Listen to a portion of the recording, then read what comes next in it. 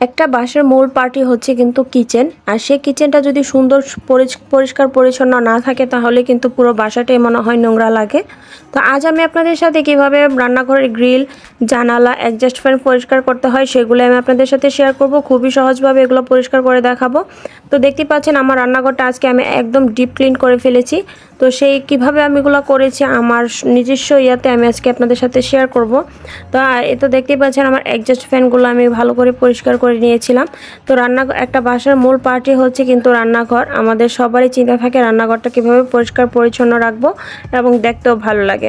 আসসালামু আলাইকুম এভরিওয়ান, সবাই কেমন আছেন? আশা করছি সবাই ভালো আছেন। তো আজকের ব্লগটা সকাল থেকে শুরু করেছি। তো সকালে নাস্তা দিয়ে শুরু করলাম আর কি ব্লগটা। তো ইদানিং আমার প্রেশারটা খুবই লো হয়ে থাকে, যার কারণে সকালে নাস্তাটা আর স্কিপ করতে পারি না। আমার একটা ডিম খাওয়া লাগে, তো ডিমটা একটা রুটি দিয়ে খেয়ে ফেলি, আর চা থাকে তো মাস্ট সাথেই। তো আজকের ব্লগটাতে আপনাদের সাথে খুবই গুরুত্বপূর্ণ কিছু জিনিস শেয়ার করব যেগুলো আমাদের গৃহিণীদের খুব খুব প্রয়োজন এবং এগুলা না করলে চলেই না। তো আজকের ব্লগটা আশা করি আপনাদের কাছে ভালো লাগবে এবং কাজেও দিবে। তো আজকের ব্লগটা কার কার কাছে ভালো লাগলে অবশ্যই কিন্তু কমেন্ট, লাইক, শেয়ার করে জানাবেন এবং আপনাদের পরিবার পরিজনের সাথে কিন্তু অবশ্যই আমাদের ভিডিওটা শেয়ার করতে ভুলবেন না। আর আমাদের চ্যানেলটা সাবস্ক্রাইব করে অবশ্যই আমাদের পাশে থাকবেন যেন আমরা নিত্য নতুন ভিডিও আপলোড দেওয়ার সাথে সাথে আপনার কাছে নোটিফিকেশন চলে যায়। তো এই তো নাস্তা আমার প্রায় শেষ হয়ে আসছে, এরপরে আমি আমার কাজে আজকে লেগে যাব। আজকে দুপুরে রান্নাবান্না কোনো কিছু আপনাদের সাথে শেয়ার করব না, অন্য কোনো কাজের কিছু শেয়ার করব না। তো এখানে আমি একটা লিকুইড বানিয়ে নিয়েছি, এটার রেসিপি আপনাদের সাথে শেয়ার করব একটু পরেই।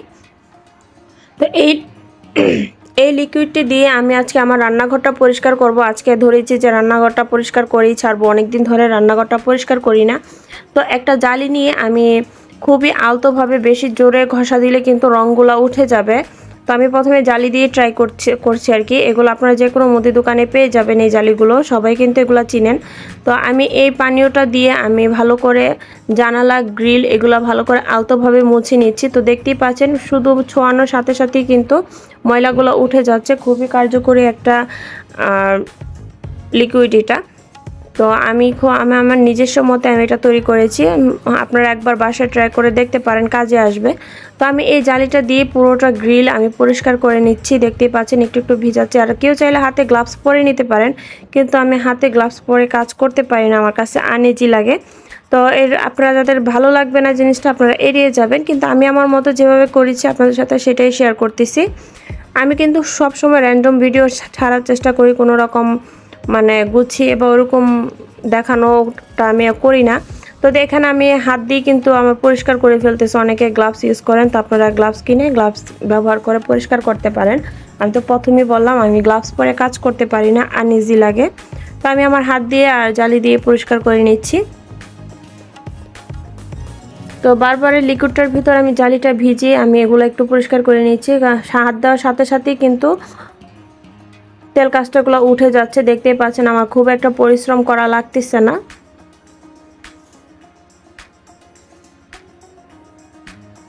তো অনেক দিন ধরে মাথায় খুবই ঘুরতেছিল কিভাবে জানালাগুলো পরিষ্কার করব, গ্রিলগুলো পরিষ্কার করা দরকার।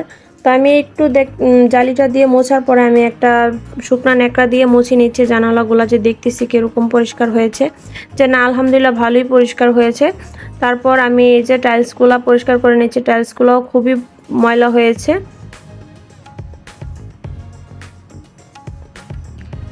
আমি যেভাবে পরিষ্কার করছি আমার কিন্তু গ্রিলের রং উঠতেছে না। আপনারা চাইলে নরম যে জালিগুলো থাকে, জালি ব্যাগ, ওইগুলো দিয়েও করতে পারেন, কিন্তু আমার কাছে এটা বেশি ভালো লেগেছে যে তার কাঁটাটা দিয়ে করলে ভালো লাগতেছে। তো আমার কাছে ওইগুলো ছিল, কিন্তু আমি এটাই নিয়েছি, নেওয়ার পরে করতেছি। আমি এমনভাবে করতেছি, ভিডিওর স্পিডের কারণে দেখা যাচ্ছে আমি অনেক জোরে ঘষা দিচ্ছি, আসলে কিন্তু সেরকম না। আমি খুবই আলতোভাবে মুছে নিচ্ছি যেন রং না ওঠে, রং উঠলে কিন্তু বিশ্রী লাগবে। তো আমি এগুলো পরিষ্কার করার সাথে সাথে একটা শুকনা ন্যাকড়া দিয়ে এগুলো মুছে ফেলতেছি।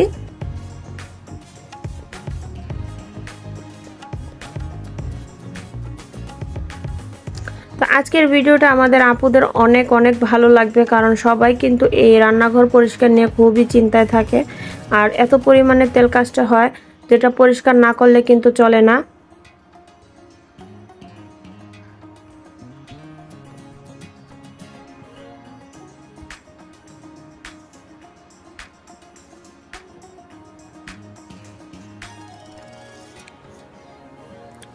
আপনাদের সাথে আমার ডেইলি ব্লগ শেয়ার করি, সাথে আমি যে যে কাজগুলো করি এগুলো আপনাদের সাথে শেয়ার করি।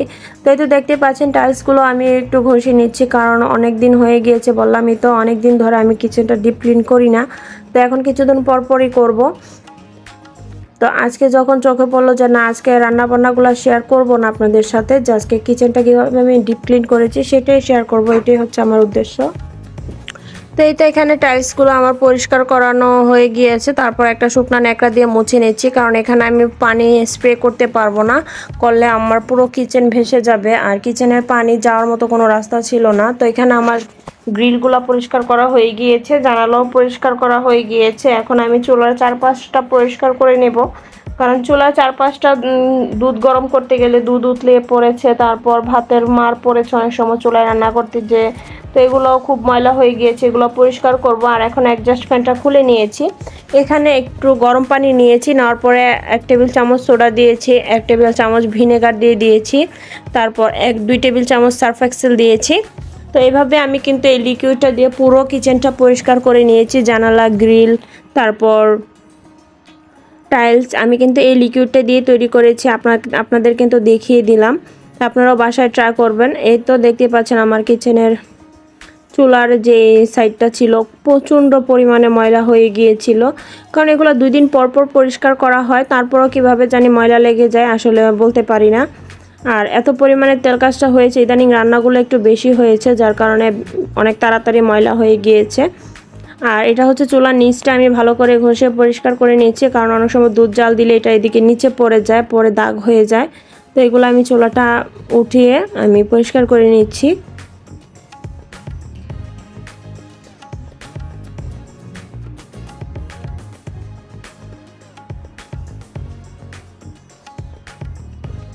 তো একটা বাসার কিচেন পরিষ্কার থাকলে কিন্তু মনে হয় পুরো বাসাটি পরিষ্কার করা, বিশেষ করে কিচেন আর বিছানাটা পরিষ্কার থাকলে এরকমটা লাগে, খুবই ফ্রেশ লাগে নিজের কাছে। আর আমি যখন এগুলো পরিষ্কার করে সেরেছি, আমার নিজের কাছেই খুবই ভালো লাগতেছিল যে না, অনেক বড় একটা কাজ থেকে বাঁচলাম, কারণ এই কাজটা নিয়ে খুবই টেনশনে ছিলাম, কবে পরিষ্কার করব, কবে আমার এই কাজটা শেষ হবে।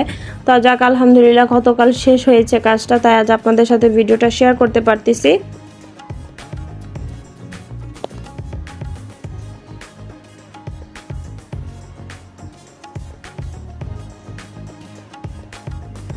তো এখন চুলাটা পরিষ্কার করে নেব। চুলা যাদের এরকম আছে তারা কিন্তু ভুলেও তার কাটা দিয়ে আপনারা পরিষ্কার করতে যাবেন না, এরকম সফট একটা জালি নেবেন, নেওয়ার সাথে ওই লিকুইডটা দিয়ে এই চুলাটা পরিষ্কার করে নেবেন, না হয় কিন্তু দাগ পড়ে যাবে যদি আপনারা ওরকম হার্ড জাতীয় কোনো কিছু নিয়ে আপনারা চুলা পরিষ্কার করতে যান।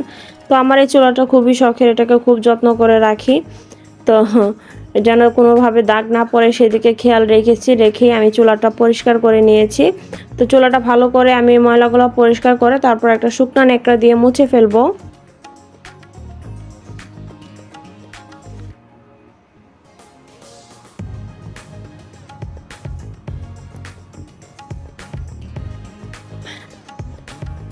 এই তো দেখতেই পাচ্ছেন আমি চুলাটা ভালো করে পরিষ্কার করে নিচ্ছি। তো জালি দিয়ে পরিষ্কার করার পরে এখন একটা শুকনো ন্যাকড়া দিয়ে মুছে নিচ্ছি, যেন কোনো প্রকার ময়লা না লেগে থাকে। তো আমার চুলা একদম ঝকঝকে হয়ে গিয়েছে, চুলাটা দেখতেই পাচ্ছেন।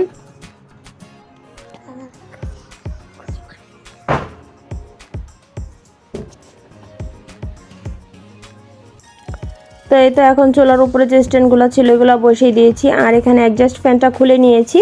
এখন যে লিকুইডটা ছিল গরম পানির, পানিটা কিন্তু এখনও গরম রয়েছে, তো এই গরম পানিটা দিয়ে আমি এখন অ্যাডজাস্ট ফ্যানটা পরিষ্কার করে নেব। তো দেখতেই পাচ্ছেন এত ঘষা মাজা করা লাগতেছে না, পানিটার ভিতরে চুবানোর পরেই কিন্তু তেলগুলা ছেড়ে দিয়েছে।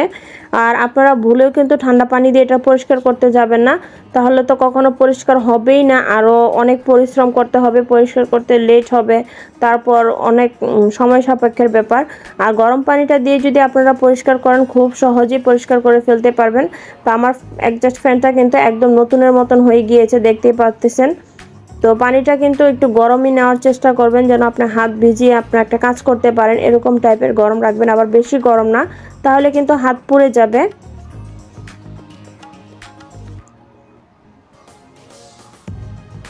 তো এই তো এখন আমি ঠান্ডা পানি দিয়ে ধুয়ে নিব, কারণ কোনো প্রকার তেল কাজটা আর নেই ফ্যানটার ভিতরে।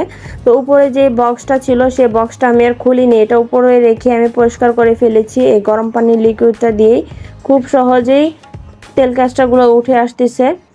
প্রথম আমি যখন বুঝতে পারিনি তখন আমি ঠান্ডা পানি দিয়ে পরিষ্কার করতে গিয়েছিলাম, আসলে পরিষ্কার তো হয়নি, আরও উল্টা অনেক টাইম লেগেছে। তখন একটা শুকনো ন্যাকড়া দিয়ে মুছে নিয়েছি, নেওয়ার পরে যে ফ্যানটা ছিল ওইটা আমি বসিয়ে দিচ্ছি।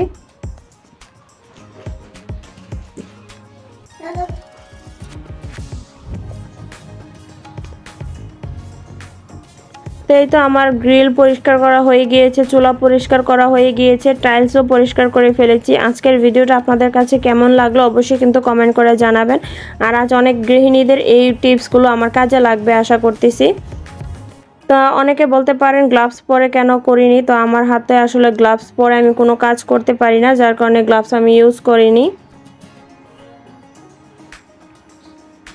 তো গ্লাভস পরে আমি কাজে কমফোর্টেবল হই না, এজন্য আপনারা যদি চান গ্লাভস পরে কাজ করতেন তো করতে পারেন, সমস্যা নেই।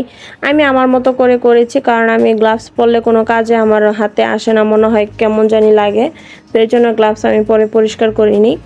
তো এই তো দেখতে পাচ্ছেন খুবই সুন্দর লাগতেছিল আমার, তো মানে এরপর থেকে সারাদিনই ভালো লাগতেছিল কিচেনটাকে যখন দেখতেছিলাম। তো এটা হচ্ছে রাতের ভিউ, তো দেখতে পাচ্ছেন কোনো রকম কোনো তেল কাজটা লেগে নেই।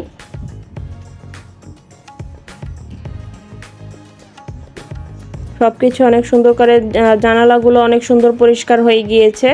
তো আমার ভিডিওগুলো আপনাদের কাছে কেমন লাগলো অবশ্যই কিন্তু কমেন্ট করে জানাবেন। আজ এই পর্যন্তই, সবাই ভালো থাকবেন, সুস্থ থাকবেন, আমাদের জন্য দোয়া করবেন, আমরাও আপনাদের জন্য দোয়া করব। তা আল্লাহ হাফেজ, আসসালামু আলাইকুম।